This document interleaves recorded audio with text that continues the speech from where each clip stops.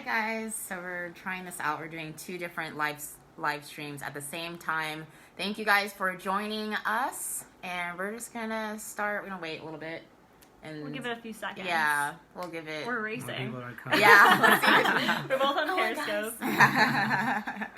For Antonia's feed, I'm Cassie Dillon. I'm a student at Mount Holyoke who's hosting her tomorrow at Mount Holyoke, and this is Raheem Harani, who is supposed to host her. Hosting her tonight at Hampshire, but we'll explain what happened and why she's sitting in a hotel room with us discussing it instead of speaking to students who wanted to hear her perspective. So. Yeah, not just students, also those who knew I was going to speak tonight and are traveling from out of town. Hours away to come and see me. So I'm very sorry. I just want to say to those people, very sorry that happened. And yeah, we're going to talk more about what all this stuff that's going on. It's crazy. Just an hour ago, I thought I was going to speak. And here I am. We're all getting ready for it. So basically, I invited Antonia to Mount Holyoke College, and Raheem heard about that, and he wanted to bring her to Hampshire College as well. So he invited her through your student organization. So how about you explain a little bit about what happened? Well, what really happened that it was the beginning of December. It was I think it was December 1st when I got to know about Cassie's event at Mount Holyoke, and I thought it would be a good idea to just extend an invitation to Antonia to Hampshire College, because I was like, it's been a while, nothing ever has happened at Hampshire College like at these kind of events, and it's really important since as a part of liberal arts education, I think it's very important that people get to know about the stories for both sides, and they can decide and they can shape their own arguments on basis of that. So I thought it would be a good idea. So it was already too late, but I was like, I should try to at least to host her. So I went to our campus leadership and events department, who is responsible to overlook all the events and stuff. So I went there and I asked them if it's really possible in the late this semester, when we don't have any funding and the speaker is not asking for any financial compensation, and they are ready to speak with at no cost. We just need a room, and I can invite people, and there would be a good discussion. And they were like, yeah, it is possible if the speaker is not really asking for any financial compensation, and we can do that. So I requested, and I fulfilled all their requirements. Thanks to the Leadership Institute sponsors, by the way. So thanks for that. That's how we can make that happen. But, yeah. So we have to get outside organizations to sponsor speakers because our schools don't do it. Especially conservative ones. That is very true. That is very true. So I filled out their form. I completed all their requirements. I filled out a contract.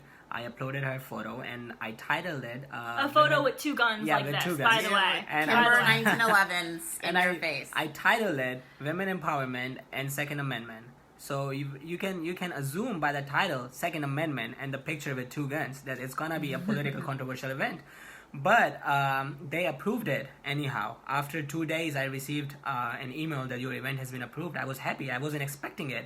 But anyhow, it approved. But today, just before 2 hours ahead of the event, I received an email saying that we have to cancel this event because we deem it too controversial, and we are receiving calls from students and staffs and professors, and they are upset about it, and they're not happy. And also because we are afraid about we have security concerns about Antonia and all of the students, because they are outraged. And we cannot arrange any security. Outraged, guys. Yes, and we cannot secure anything, proper precautions in just this short amount of time. So basically what happened was they accepted the events, and then 2 hours before, they decided to let Raheem know that he can no longer host this event after publicizing it for days, putting dozens of flyers all around campus, having a Facebook page where he invited so many different students and had everything getting prepped. That the speaker came out here a day early to come and get ready for the event, and then 2 hours before, the campus administration just decided, well, actually, no, you're not going to have this event, even though we already approved it.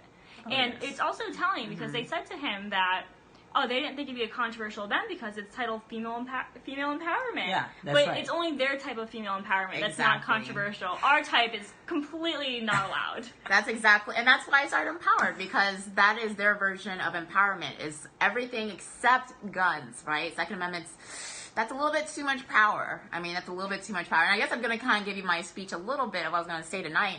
The fact of the matter is that people are saying, you could be state rep or you could be president.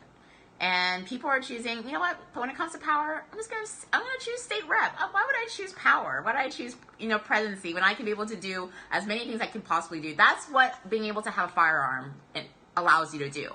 And yet they don't allow these women, these men, but especially women, to have this great equalizer to protect themselves. The fact of the matter is Mount Holyoke doesn't allow their own campus security to also have firearms as well. So where does it come down to? It comes down to our right that is protected, our right that was given to us by our Creator, God, and is protected by the Second Amendment in America, to be able to defend ourselves, to be able to protect ourselves.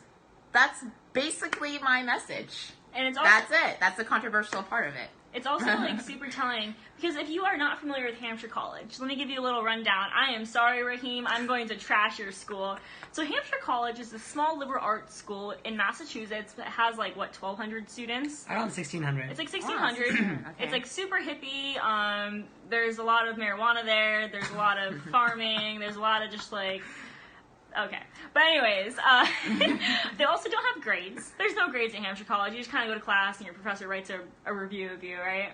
Well, yeah, it's an evaluation. It's an evaluation. It's kind of letter of recommendation, and that you are getting letter of recommendation for every class you are attending. Yeah, so also last year I was at a UMass Amherst event, and Hampshire College students, which are known for protesting events, showed up at this event, went crazy, and that's where Truly Puff came from, okay? Let's fast forward to November. Right after Trump won, the eve of Veterans Day, they take down the American flag on campus, they burn it, and then the campus president bans it. Bans the American flag. The American flag. Banned it. The American flag. And didn't reinstate it until hundreds of veterans from the local community showed up with their flags and started expressing their message of what the American flag meant to them. And so after that, the president ended up putting back up the flag. So Hampshire's gotten out of controversy for a little while, and now they have an event going. And honestly, not that many people were interested in this event. There was 40 students that said they were going to go. Mm-hmm. That's not a large event. And so they weren't going to have all this controversy that they're scared of. They're having controversy now for canceling the event. You would think that they would learn after Berkeley. These colleges are never going to learn. They aren't, and it's really sad that this is going down at Hampshire. So, and for those who were saying, "Oh, well, you should have expected it." Look, this is not my first speaking engagement. In fact, I started my tour over a month ago. The first place that I had the speaking tour was Southern Illinois University. So Chicago, Illinois, that whole area.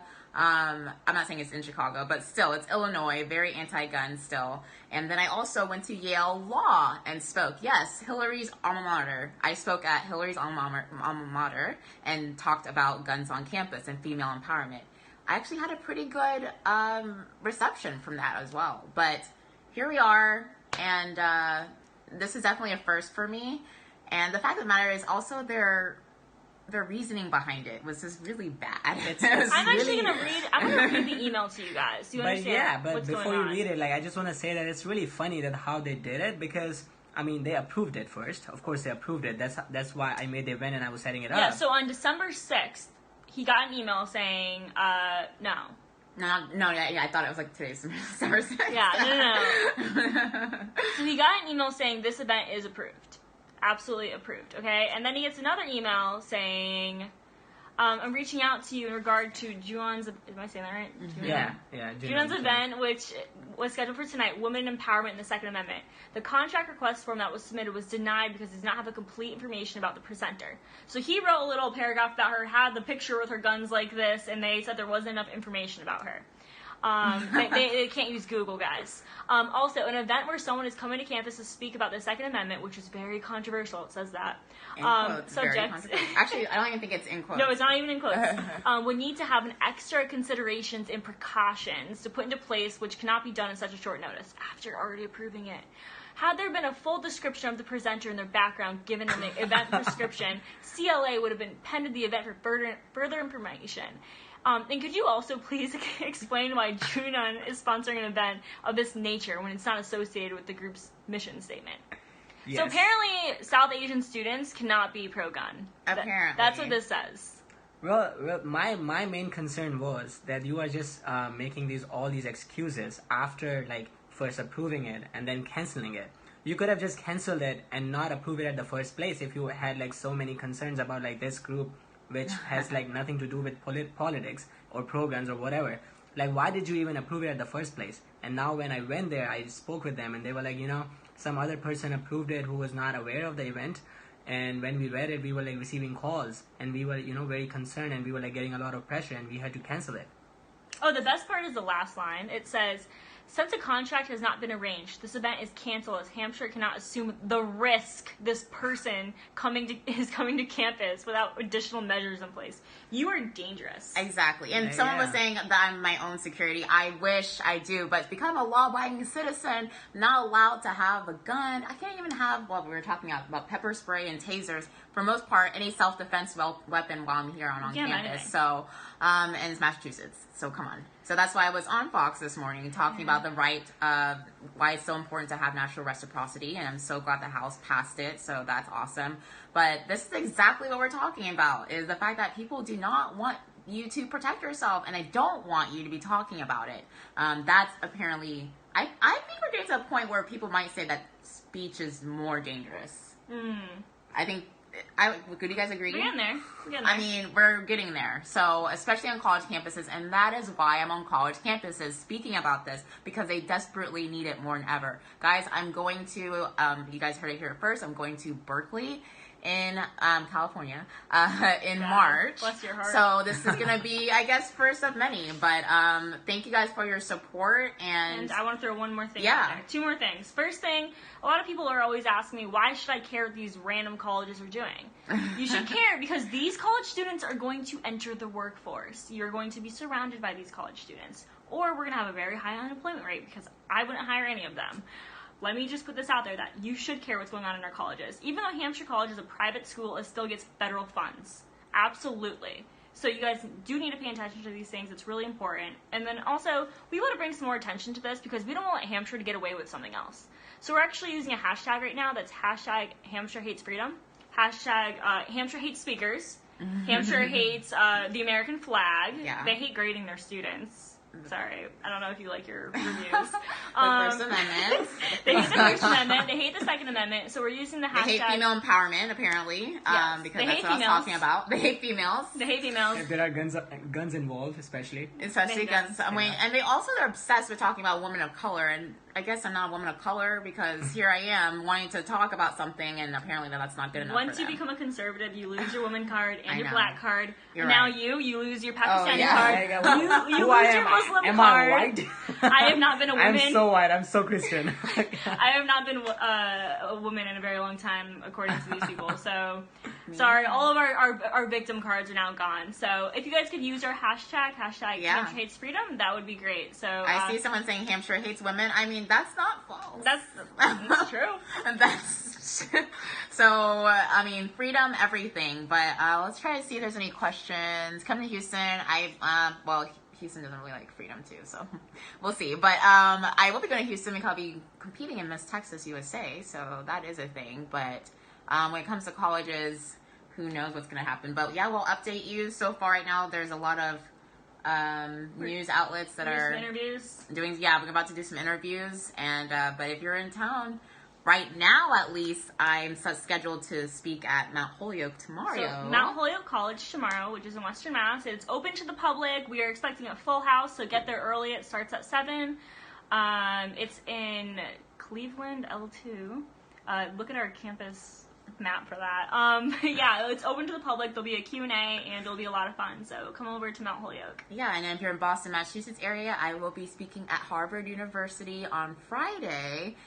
Before I head out to speak at the Junior Statesmen of America conference in Boston as well before I go back home. So as long as they're not canceled again. So we will continue to update you. Thank you guys so much for joining us. And if you have any more questions, continue to tweet and message. Make sure you use that hashtag Hampshire Hates Freedom because that's the truth. So we'll be talking to you guys soon. And see you later. Freedom. Hashtag Hampshire Hates Freedom. Yeah. Bye, guys. Wow. Stats. Okay. That wasn't mine.